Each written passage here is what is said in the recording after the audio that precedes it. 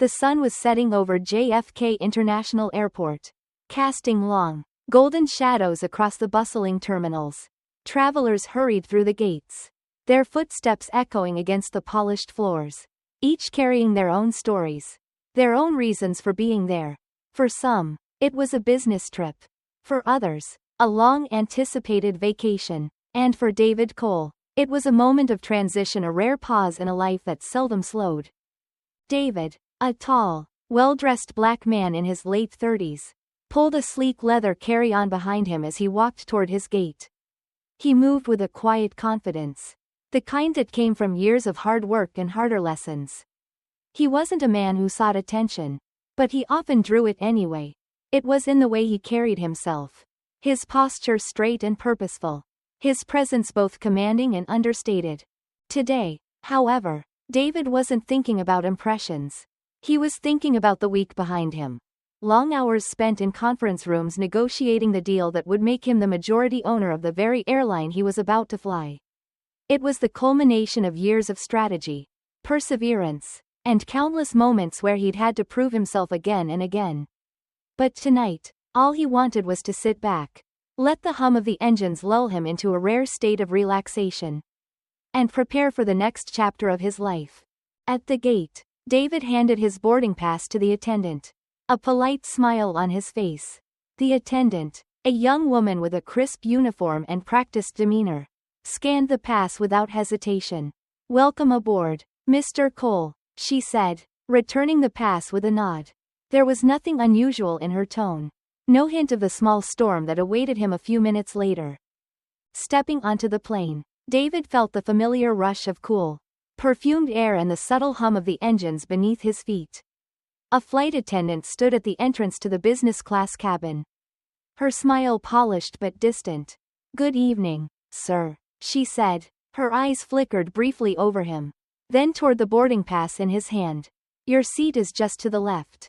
"Thank you," David replied, his voice measured. He made his way to seat 2A, a window seat near the front of the cabin, its wide leather cushions and neatly folded blanket inviting him to relax. A glass of champagne sat on the armrest, glinting in the soft cabin light.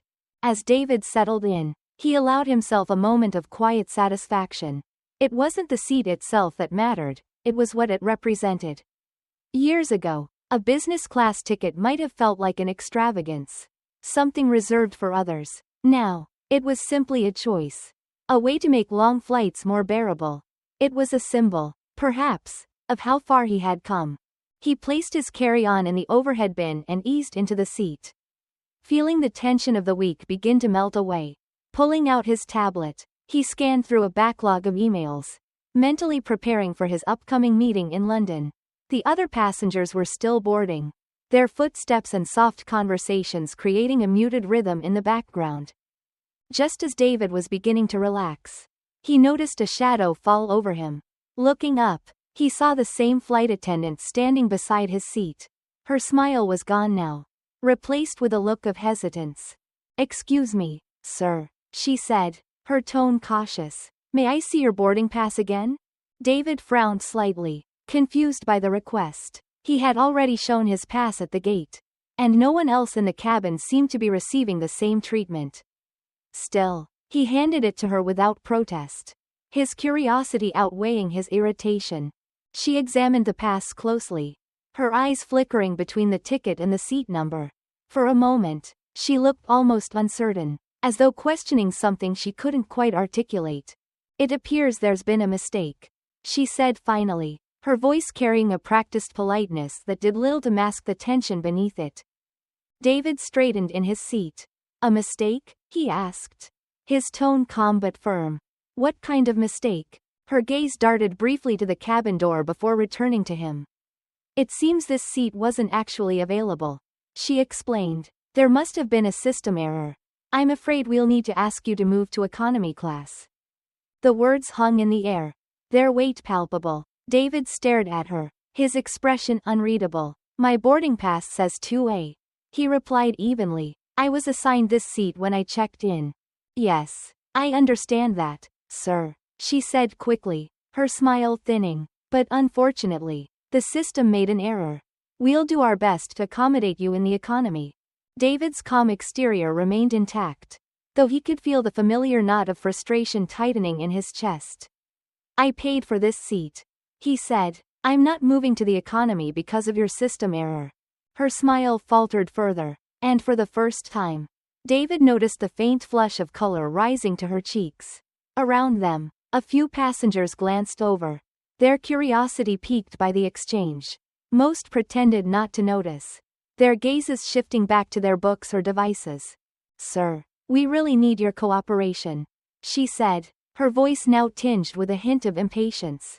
This is a full flight. And, if this is a full flight, David interrupted, his tone sharpening slightly, then why am I the one being asked to move? My ticket says I'm supposed to be here. What does the boarding pass of the other passenger say? The flight attendant hesitated, her composure slipping further. I'll need to check with the cabin manager, she said, her tone clipped. Please excuse me. As she walked away, David leaned back in his seat, exhaling slowly. He could feel the weight of the states around him now. The unspoken questions hanging in the air. Why him? Would this have happened if he looked different? If he wasn't who he was? David didn't have answers to those questions, at least not ones he wanted to dwell on at this moment. But as he waited for the cabin manager to arrive, one thought remained clear. He wasn't going anywhere. The hum of the airplane's engines filled the cabin with a steady, low vibration, a sound that often lulled passengers into quiet reflection or light conversation. But in seat 2A, David Cole sat upright, his expression composed but his mind anything but tranquil. He had learned long ago to mask frustration with calm, to let a steady exterior serve as a buffer against situations like this. Yet beneath that calm, a familiar tension simmered. The flight attendant returned, flanked by a man in a crisp navy uniform. His name tag read *James Porter, cabin manager. James approached with the same polished professionalism that seemed standard among the airline crew. But his demeanor was guarded, his steps careful.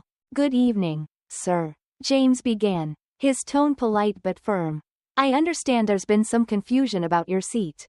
Unfortunately, it appears there was a technical issue with our system, and this seat was mistakenly assigned to 2 passengers. We're going to have to ask you to move to economy class. Of course, we'll offer you a voucher for the inconvenience. David studied James for a moment, noting the faint tension in the man's posture, the way his gaze flickered briefly to the other passengers before meeting David's eyes again. He had seen this before. The careful phrasing, the diplomatic tone that often disguised an unwillingness to address the deeper issue. Mr. Porter, David said, his voice measured. I understand that mistakes happen, but I paid for this seat, and my boarding pass confirms that it was assigned to me. I'm not moving to the economy because of an error I didn't create. James's smile tightened slightly. I appreciate your position, Mr. Cole, but this is a full flight, and we need to resolve the situation quickly. We'd greatly appreciate your cooperation. David's fingers tapped lightly on the armrest, his frustration growing, though he didn't let it show. May I ask who the other passenger is? He said calmly. The one this seat was supposedly double booked for? James hesitated, the question catching him off guard.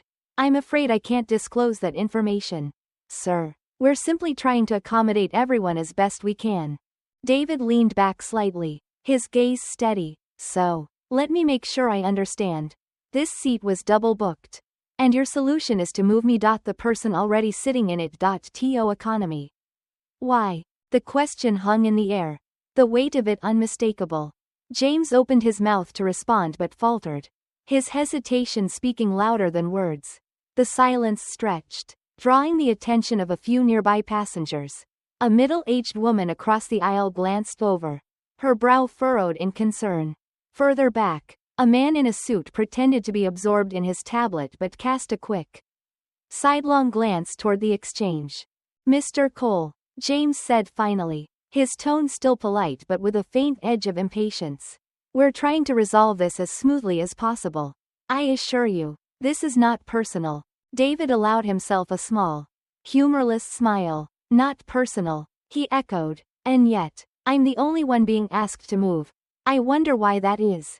James shifted uncomfortably, his professionalism fraying at the edges. "Sir, I can assure you, I'm not moving," David interrupted, his voice firm but quiet. "If there's been a mistake, it's on your end. Find another way to resolve it." The quiet authority in David's tone left little room for argument. James glanced at the flight attendant, Catherine Blake, who stood nearby, her expression a mix of frustration and uncertainty. She leaned in, whispering something to James, but David couldn't hear her words. He didn't need to. He could see the tension in her posture, the unspoken hesitation that often came with realizing a situation had been mishandled. "I'll speak with the gate staff," James said at last, his tone clipped. "Please remain here while we sort this out." David nodded once, his expression unreadable. "I'm not going anywhere." As James and Catherine walked away, the cabin seemed to exhale.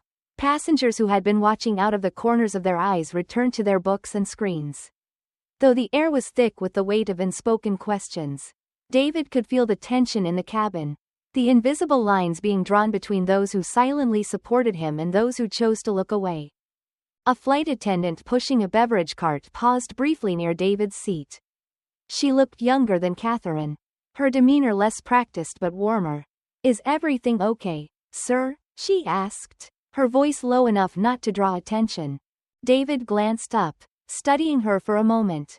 Her concern seemed genuine, free of the polished veneer that others in her role often wore.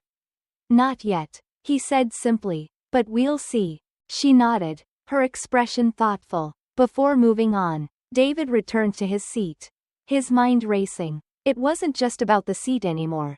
It was about the principle, the pattern, the unspoken question that lingered every time he found himself in spaces like this.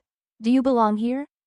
David had spent years answering that question in boardrooms, at conferences, and in social circles where his presence often felt like an exception rather than the rule. He thought of the countless times he had proven himself, not just through words but through action, earning his place with hard work and determination. And yet, here he was again, being asked, subtly, almost politely, to justify himself. It wasn't anger he felt. Not exactly. It was something quieter but heavier. A kind of weariness that came from knowing that no matter how far he climbed, there would always be moments like this. Moments where he had to stand his ground. Not just for himself but for the next person who might face the same unspoken doubts. The engines hummed steadily beneath him, a sound that usually brought comfort. But now, it felt distant, like a reminder of how high he had climbed and how much higher he still had to go. The cabin remained subdued, its usual rhythm of quiet conversations and subdued movement replaced by an uneasy stillness. David Cole sat in seat 2A, his back straight and his hands resting lightly on his knees. His expression remained composed, but inside, a familiar tension churned, a tension born from years of encounters like this one. Across the aisle, passengers shifted in their seats, their glances fleeting but pointed. Some watched openly, curiosity etched across their faces. Others kept their focus elsewhere, feigning disinterest while stealing quick looks from the corners of their eyes. The atmosphere wasn't hostile, but it was charged, a silent recognition of a confrontation that had yet to be resolved. David could feel the weight of their observations, the subtle ways their attention lingered on him. It wasn't new. He had long grown accustomed to navigating spaces where his presence was questioned, where the simple act of occupying a seat, whether literal or metaphorical, was met with an unspoken challenge. As the minutes ticked by, Catherine Blake returned, her stride brisk but her posture tense. She carried a tablet in one hand, her expression carefully neutral. The cabin manager, James Porter, followed closely behind her, his face set with the kind of professionalism that masked deeper discomfort. "Mr. Cole," James began, stopping beside his seat, "we've reviewed the situation, and I'd like to apologize for the inconvenience. It appears there was indeed an error in the seating system. However, we still need to ask for your cooperation in resolving this matter. We can offer you compensation for your trouble, of course." David's gaze met James's, calm but unwavering. "You're still asking me to move," he said, his voice quiet but firm. It wasn't a question. James hesitated, his mouth opening slightly before closing again. He glanced at Catherine, who quickly looked away, her grip tightening on the tablet. The silence that followed wasn't long, but it felt significant, heavy with the implications neither of them wanted to address. "We're trying to ensure the comfort of all our passengers," James said finally, his tone measured. David allowed the words to hang in the air for a moment before replying. "And my comfort?" he asked, his voice level. "Does that factor into your decision?" James shifted on his feet, the faintest flicker of frustration crossing his face. "Of course, sir. But as I said, this is about resolving a mistake. We appreciate your understanding." David leaned back slightly in his seat, his posture relaxed but his gaze steady. "If there's a mistake," he said, "it's on your end, not mine. I paid for this seat. I have the boarding pass to prove it. And I'm staying here." The firmness in his tone wasn't loud or aggressive. It was measured, deliberate, a quiet declaration that left little room for argument. Catherine, who had remained silent until now, finally spoke. "Mr. Cole," she said, her voice cautious but tinged with exasperation. "We're just trying to ensure a smooth resolution. This doesn't need to escalate further." David's eyes flicked to her, his expression unreadable. "I agree," he said. "It doesn't need to escalate. But I'm not the one who's escalating it." Around them, the cabin seemed to hold its breath. A few rows back, an older man adjusted his glasses, his expression thoughtful. Across the aisle, a young woman frowned slightly, as though working through a problem she couldn't quite articulate. The atmosphere wasn't just about David anymore, it had become a quiet reckoning for everyone watching. An unspoken question that lingered in the air. What would I do in his place? The tension broke when another flight attendant approached. She was younger than Catherine, with an air of calm efficiency that seemed at odds with the situation. Megan Wells, her name tag read. She held her own tablet, her fingers moving quickly over the screen as she glanced between the device and the cabin manager. "Excuse me," Megan said, her tone polite but firm. "I've reviewed the seating chart, and there doesn't appear to be a double booking for 2A. Catherine turned sharply toward her, her expression shifting from controlled to surprised. "Are you sure?" she asked, her voice dropping slightly. "Yes," Megan said, handing the tablet to James and pointing at the screen. "Mr. Cole's seat is correctly assigned. There's no error." The silence that followed was immediate and profound. James's face flushed slightly, the red creeping up his neck as he stared at the tablet.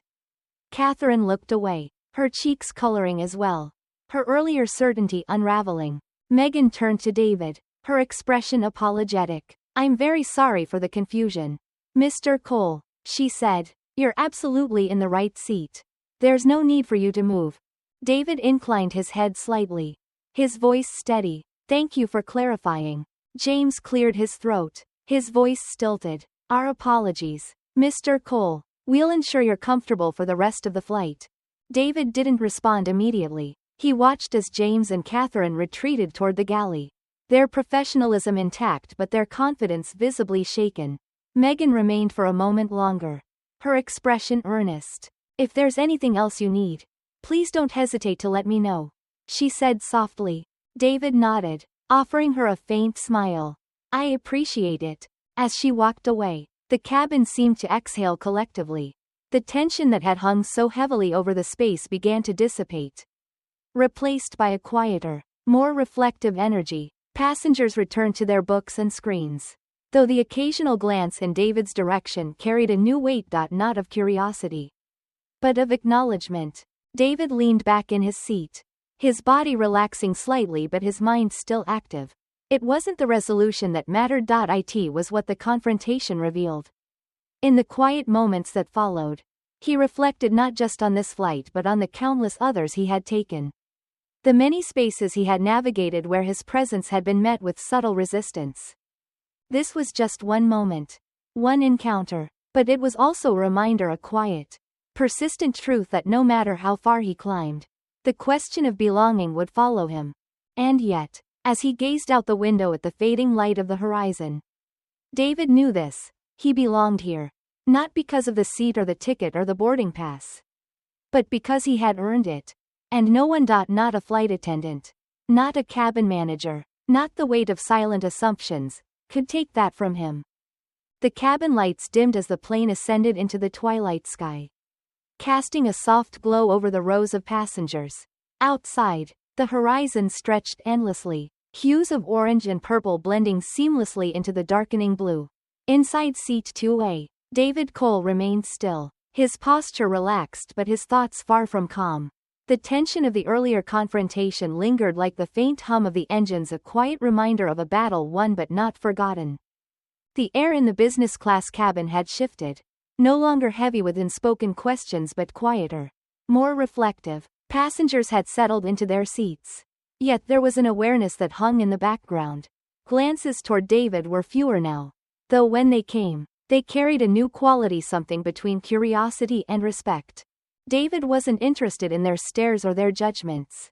His focus was inward, sifting through the layers of the interaction that had just unfolded. It wasn't about the flight attendant's words or even the cabin manager's hesitations. It was about the deeper undercurrent, the implicit, unspoken assumptions that had fueled the incident. It wasn't new to him.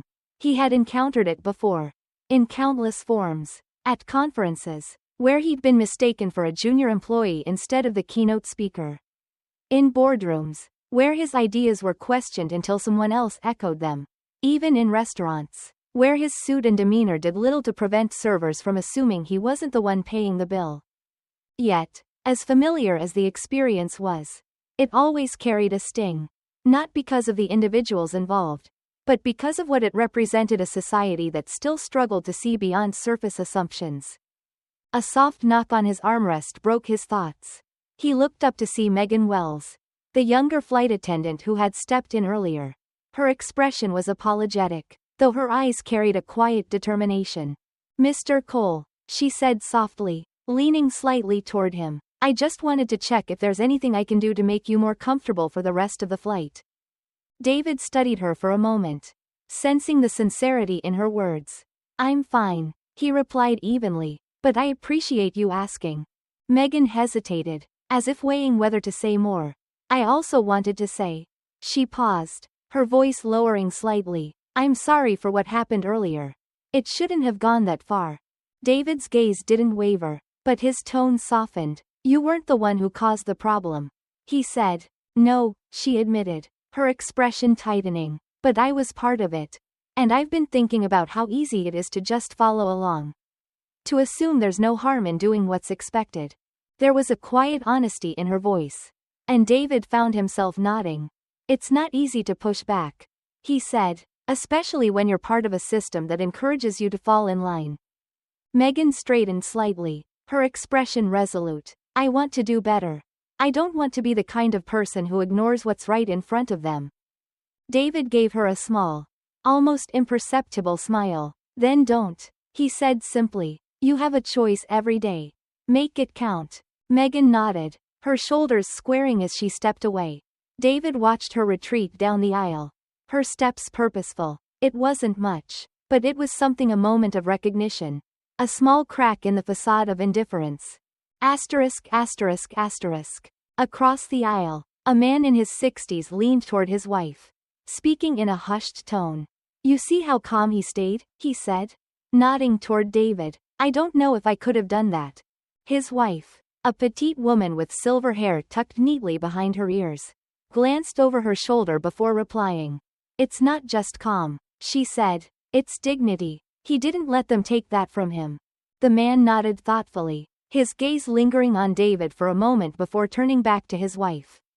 "Makes you wonder, though," he added, "how often does he have to do that? Fight for something that should have been his to begin with?"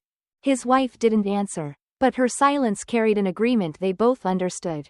Asterisk, asterisk, asterisk. Further back in the cabin, Catherine Blake stood in the galley, her hands clasped tightly in front of her. She wasn't accustomed to feeling out of place. But tonight, the weight of her earlier actions pressed down on her shoulders. She had always prided herself on her professionalism, her ability to handle situations with grace. But tonight, she had faltered. James Porter approached her, his expression tight. "You handled it well enough," he said, though his tone lacked conviction. Catherine shook her head, her voice quiet but firm. "I didn't," she said. "I let my assumptions guide me. And it wasn't fair." James frowned, his discomfort evident. We've all made mistakes. Just move on and learn from it. Catherine didn't reply, but her thoughts churned. She knew it wasn't enough to simply move on. Something needed to change. Not just in her, but in the way she approached her role. As the plane continued its journey, David turned his gaze toward the window. The darkness outside was vast and uninterrupted, the lights of the world below obscured by clouds. It was a fitting metaphor, he thought. The biases and assumptions that shaped so many interactions were often just as invisible. Their weight felt but rarely acknowledged. And yet, there was hope. In the younger flight attendants' resolve to do better. In the quiet reflections of passengers who had witnessed the exchange. In the simple fact that David had held his ground, refusing to be diminished by the expectations of others. He leaned back in his seat, exhaling slowly. The work wasn't finished. Not for him. Not for the people around him. And not for the world he lived in. But for now, it was enough to know that progress, however small, was still possible. The hum of the engines continued, steady and unchanging, as the plane moved forward into the night. The plane cruised steadily at 35,000 feet. The low hum of the engines blending seamlessly with the soft rustle of pages turning. Muffled conversations, and the occasional ding of a service bell. From seat 2A, David Cole looked out at the vast expanse of night beyond the window. The dark sky was endless. The faintest pinpricks of stars visible against the inky blackness. It was the kind of view that invited contemplation. And David was no stranger to the quiet weight of reflection. The earlier confrontation felt distant now. Yet its resonance lingered in the air. Though the tension in the business class cabin had dissipated, something unspoken remained, a shared awareness among the passengers of what had transpired. People had returned to their screens and books. But their occasional glances toward David carried a subtle shift. As if they saw him differently now. Perhaps they did. Across the aisle, an older man with neatly combed gray hair adjusted his glasses and glanced at his wife. He had been quiet for most of the flight. But now he leaned slightly toward her. His voice low. You know, he said, I've been thinking about what happened earlier. It's not right. A man like him. Any man really shouldn't have to defend his place like that. His wife, who had been knitting a scarf with steady hands, paused and looked up at him. No, he shouldn't, she agreed softly, but he did it with such grace. That's what struck me. He didn't shout or make a scene. He just held his ground. The man nodded, his expression thoughtful. I wonder how many times he's had to do that. And how many times we've looked the other way when someone else has. His wife didn't reply immediately. Instead, she returned to her knitting. Her movements slower now. I think a lot of us like to believe we're better than that, she said eventually. But sometimes, it takes seeing something like this to realize we've got work to do. Toward the back of the business class cabin, Megan Wells moved down the aisle with a tray of water glasses. Her steps were careful, her expression neutral, but her mind was still racing. She had replayed the earlier incident in her head several times. Her initial hesitation to step in, the way she had ultimately resolved it, and the quiet words she'd exchanged with David. She knew she had done the right thing in the end, but the fact that it had happened at all left a sour taste. When she reached David's seat, she paused, holding out a glass of water. Mr. Cole, she said softly, her tone tinged with something deeper than professionalism. Would you like this? David turned his gaze from the window and met her eyes. There was no trace of frustration or judgment in his expression, just a calm acceptance that seemed to ground her. Thank you, he said simply, taking the glass. Megan hesitated, then leaned in slightly, her voice low. I want you to know, she said, that I'm thinking about what you said earlier. About choices. It's stayed with me. David nodded, his voice quiet but firm. That's where it starts, he replied, with awareness. But the real work comes after. Her grip on the tray tightened slightly, not out of discomfort but determination. I won't forget, she said before continuing down the aisle. In the galley, Catherine Blake stood with her arms crossed. Her posture unusually rigid. She had been avoiding the passengers since the confrontation. Her usual confidence shaken. As Megan entered, Catherine glanced up, her expression wary. "What did he say?" Catherine asked, her voice clipped. Megan set the tray down. Meeting Catherine's gaze directly, "He didn't say much, but what he did say mattered." Catherine exhaled sharply, leaning back against the counter.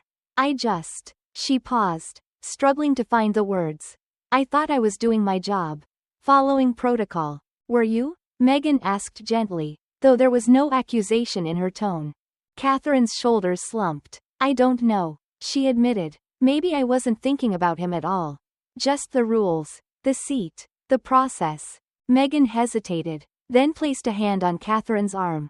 "We've all done it," she said. "The question is, what do we do next?" Back in his seat, David watched as a young man a few rows ahead leaned toward his travel companion. His voice just loud enough to carry over the quiet hum of the cabin. "It's wild, isn't it?" the young man said. "You think the world's moved on, that we're past this kind of thing. But then something like this happens." His companion, a woman with bright eyes and a thoughtful expression, nodded slowly. "It's not just this," she said. "It's the little things we don't even notice. The assumptions we make without realizing it." David turned his attention back to the window, letting their words fade into the background. It wasn't the first time he had overheard a conversation like that. And it wouldn't be the last. But something about their tone, earnest, searching, gave him a quiet sense of hope. The plane's engines continued their steady hum, carrying them closer to their destination. The business-class cabin, though outwardly calm, was filled with the echoes of unspoken thoughts and private reflections. For David, it was enough to know that the incident had stirred something, that it had made people think. He took a sip of water, the coolness of it grounding him. The fight wasn't over. It never truly was. But in the small shifts, the quiet acknowledgments, and the tentative steps toward understanding, he saw the possibility of change.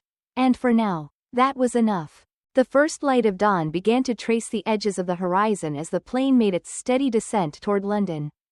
The city below was still cloaked in the quiet of early morning, its streets and buildings just starting to emerge from the night's embrace. Inside the cabin, a gentle chime signaled the final approach, and passengers began to stir, gathering their belongings and preparing for arrival. David Cole gazed out the window from seat 2A, watching as the patchwork of fields and towns came into clearer view. The events of the flight played softly in his mind. Not as a source of lingering frustration, but as a reflection on the subtle currents that move beneath the surface of everyday interactions. He felt a measured calm, a sense that, despite the challenges, there was still room for progress. As the plane touched down with a smooth grace, a collective exhale seemed to ripple through the cabin. The usual flurry of activity that accompanied landings was present. The clicks of seat belts unfastening, the rustle of jackets and bags. But there was also a quieter, more contemplative atmosphere. It was as if the shared experience of the journey had left an indelible mark on those aboard. David stood, reaching for his carry-on in the overhead compartment. As he did, the older man across the aisle caught his eye. "Safe travels to you," the man said, his tone warm and genuine. "Thank you," David replied with a slight nod. "You as well." The man's wife offered a gentle smile. "We appreciated your composure," she added softly. "It was enlightening." David acknowledged her words with a gracious nod. "I appreciate that," he said simply. As he moved into the aisle, a few other passengers offered similar sentiments. A nod here, a quiet word there. It wasn't overt or performative, but rather a series of small connections, each acknowledging the unspoken understanding that had developed during the flight. Near the front of the cabin, Catherine Blake stood with her hands clasped, her usual polished demeanor showing traces of unease. As David approached, she took a tentative step forward. "Mr. Cole," she began, her voice low. "I wanted to say." Before she could continue, James Porter appeared beside her, his expression carefully composed. "Mr. Cole," he interjected smoothly, "we trust that your flight was satisfactory in the end. If there's anything we can do to assist you further, please let us know." Catherine glanced at James, a flicker of frustration crossing her face. But she remained silent. David met her eyes briefly, a subtle exchange passing between them, a recognition of words left unsaid. "Thank you," David replied to James, his tone measured. "I'll be sure to reach out if needed." As he stepped into the jet bridge, the cool air a welcome contrast to the cabin, he heard footsteps behind him. Turning slightly, he saw Megan Wells catching up, her expression earnest. "Mr. Cole," she said softly, matching his pace. "May I have a moment of your time?" "Of course," he replied, curious. They moved to the side, allowing other passengers to pass by. Megan hesitated briefly before speaking. "I've been thinking a lot about what happened during the flight," she began, "about how easy it is for biases to go unchecked, even unintentionally." David listened attentively, his gaze steady. "I want to do more than just recognize it," she continued. "I want to help address these issues within the airline. But I'm not sure where to start. Do you have any advice?" Her sincerity was clear, and David felt a quiet sense of respect for her willingness to engage. "Change often begins with a single step," he said thoughtfully. "Educate yourself and others. Encourage open dialogue among your colleagues. Sometimes, it's about asking the difficult questions and being willing to listen to the answers." Megan nodded, absorbing his words. "Thank you," she said. "I won't forget this conversation." He offered a reassuring smile. "Every effort counts," he said. "I wish you the best in your endeavors." As they parted ways, David continued down the jet bridge, the soft hum of the airport enveloping him. The terminal was awakening to the day's activities, announcements over the intercom, the rolling of suitcases on tile floors, the blend of voices in motion. He retrieved his phone from his pocket, noticing a notification waiting for him. Opening it, he read the message. "Confirmation. Acquisition complete. Congratulations on the successful closing of the deal. Welcome to the next chapter." David paused, the significance of the moment settling over him. The airline was now, in part, his. The journey he had begun years ago, filled with challenges, setbacks, and quiet triumphs, had led him here. But he knew that ownership was not just about business, it was an opportunity to influence, to implement changes that could ripple outward. He looked around the terminal, observing the myriad of people moving in their separate directions yet sharing the same space. There was a profound connectivity in it all, a tapestry of individual stories intersecting at points in time. David felt a renewed sense of purpose. The experiences of the flight, both the tensions and the quiet acts of understanding, reinforced his belief that meaningful change was possible.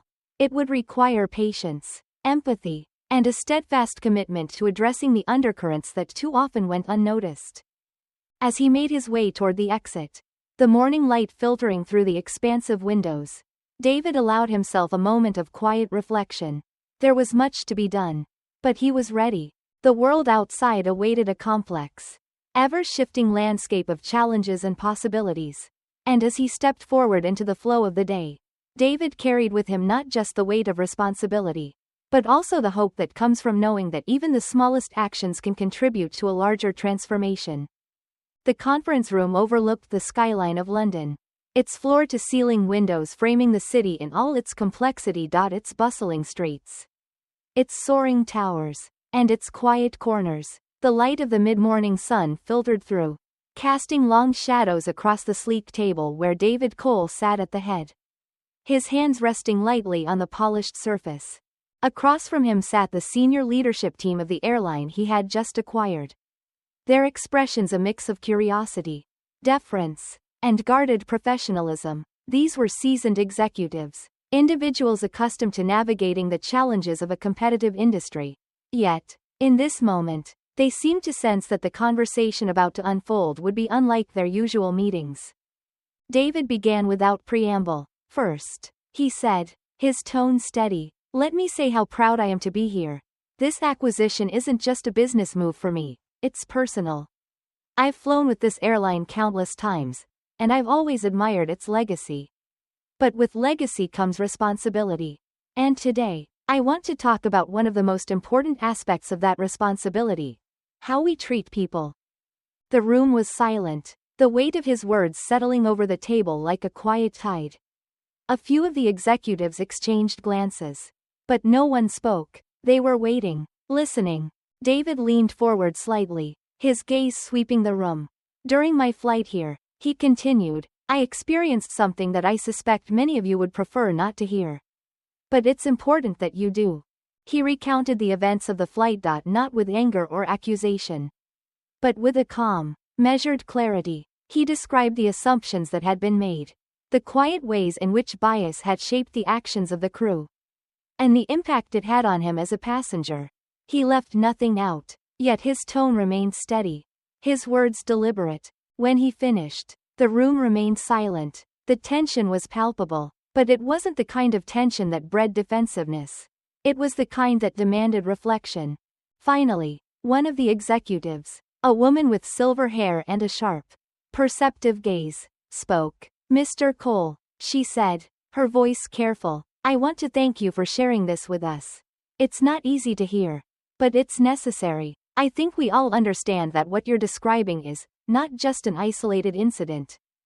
David nodded. Exactly. This isn't about one flight or one crew member. It's about the underlying culture that allows these moments to happen. And that culture doesn't change unless we address it, directly, openly, and with a commitment to doing better. Another executive, a man in his early 60s with a weathered face that spoke of decades in the industry, leaned forward. What do you propose? He asked, his tone both curious and skeptical. These issues aren't unique to our airline. They're societal. They are, David agreed. But that doesn't absolve us of responsibility. If anything, it gives us an opportunity to lead by example. I propose a comprehensive initiative. One that goes beyond surface-level training or corporate statements. We need to examine our policies, our hiring practices, and our internal culture. And we need to create spaces where employees feel empowered to confront their own biases without fear of judgment. The room absorbed his words, the air thick with the gravity of the conversation.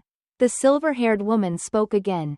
It's a bold approach, she said, but necessary. David met her gaze, his expression resolute. Change is always bold, he said, but it's also achievable. The question is whether we're willing to commit to it.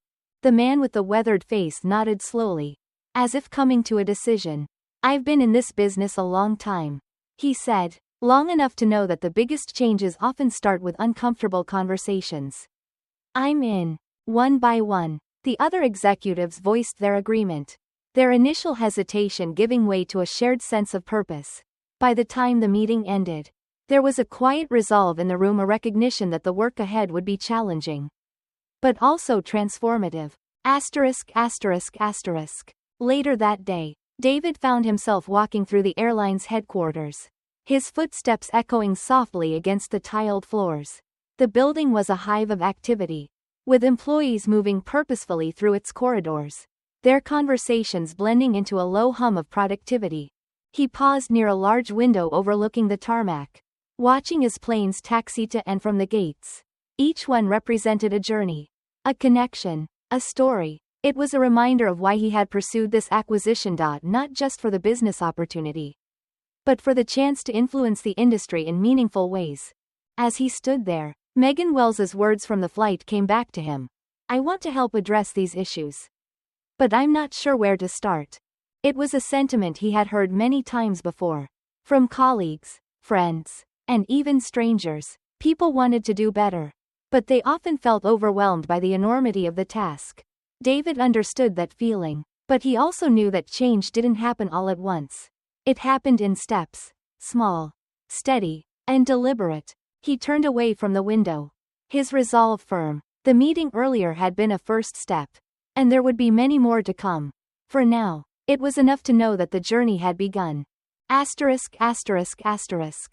the day drew to a close, David returned to his hotel room, the city lights twinkling outside the window.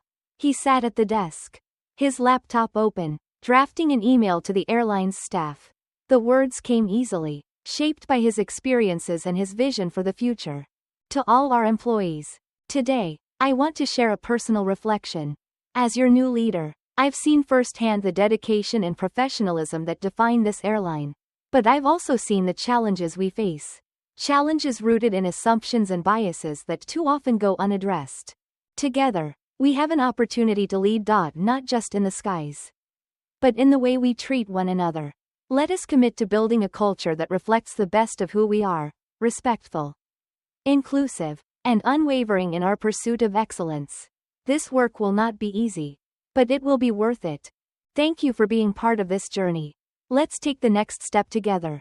David read the message one final time before hitting send. The soft whoosh the email leaving his outbox felt like the first note of a song.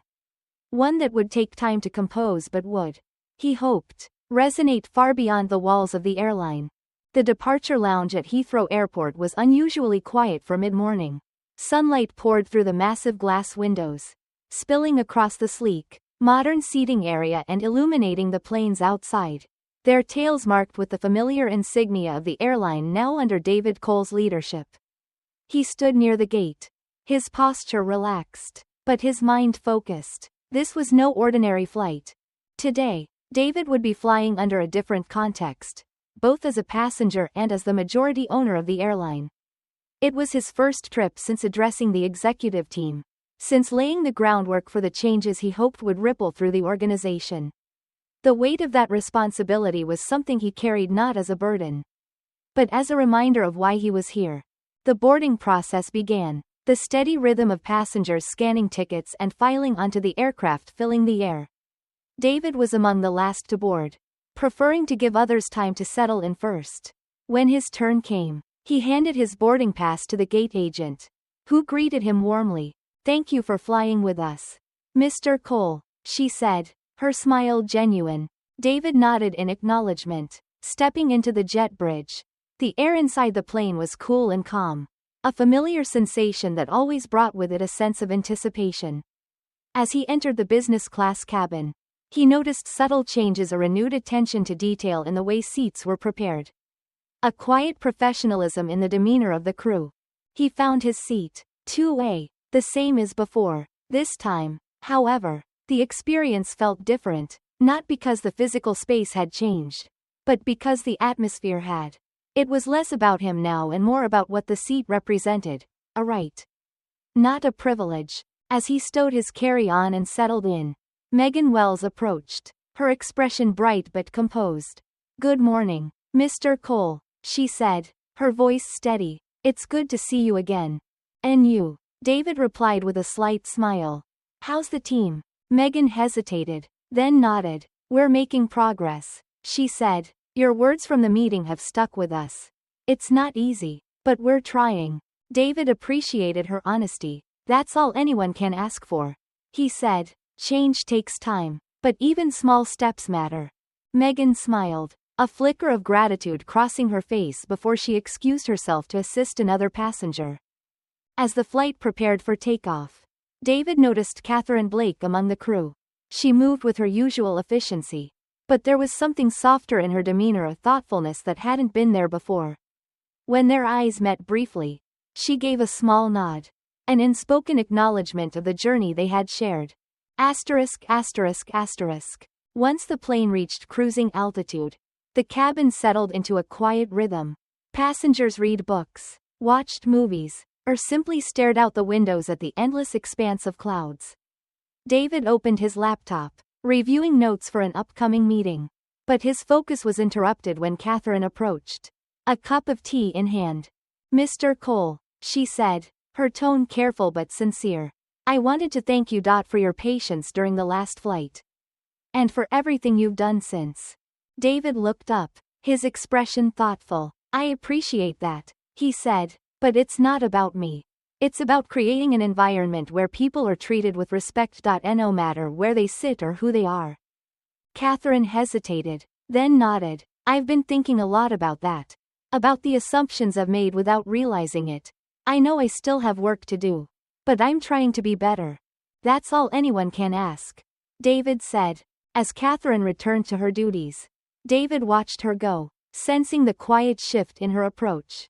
It wasn't dramatic or overt, but it was real, and it was a start. The flight passed smoothly, the hours blending into one another as the plane carried its passengers toward their destination. David noticed subtle changes in the interactions around him. The way Megan and her colleagues engaged with passengers, The thoughtful way questions were answered. The care in their movements. These were small gestures, but together they painted a picture of progress. Of an organization taking its first steps towards something better. Near the end of the flight, Megan returned to David's seat, a notebook in her hand. I wanted to share something with you, she said. After our conversation, I started keeping track of moments where I could have done better. And where I think we've made progress. It's not much, but it's a start. David took the notebook, flipping through the pages. Inside, he saw her careful observations. Her reflections on moments that had likely gone unnoticed by others. It was a small act, but it carried the weight of genuine effort. This is impressive, he said, handing it back. Thank you for sharing it. Megan smiled. Thank you for inspiring it. Asterisk asterisk asterisk. When the plane landed and the passengers began to disembark, David remained seated, watching as they filed out. Some nodded to him as they passed, their expressions a mix of respect and gratitude. Others moved quietly, their thoughts their own.